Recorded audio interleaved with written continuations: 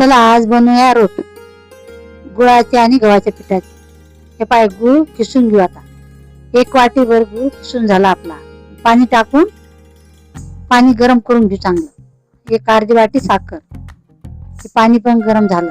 हे तूप घेतला आणि पीठ भाजून घेऊ. गव्हाचं पीठ 1 वाटीभर लाल जरद भाजून झालं. परत अर्धी वाटी रवा घेतला, तो पण भाजून घेऊ थोडासा, तो पण काढून घेतला. हे ड्रायफ्रूट घेतले, खोबरं, काजू, बदाम, हे तीळ आणि हे घेतलं शेव. हे सर्व कुटून घेतलं आणि भाजून घेतलं.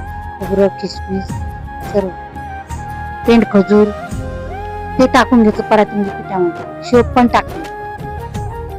हे पाक गाळून घेतलाय. खाता सोडा टाकून घेतला थोडासा, ते मिक्स करून घेतलं सर्व. हे पाणी टाकून भिजून घेऊ. ग्लास पाणी टाकून. सबस्क्राईब करा, लाईक करा. हे पाय रोट बांधून घेऊ चांगलं गोल गोल.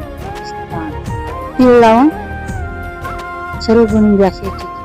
हे पा बनून झाले. 1 तवा ठेवला खाली, त्याच्यावरती पॅन ठेवलं, तूप टाकलं थोडंसं, सर्व मांडून देऊ आणि झाकण ठेवून 5 मिनिटं होऊ दे बाजू. नंतर पलटून घेऊ. हे पा किती छान झाले. तुम्ही पण बनवा.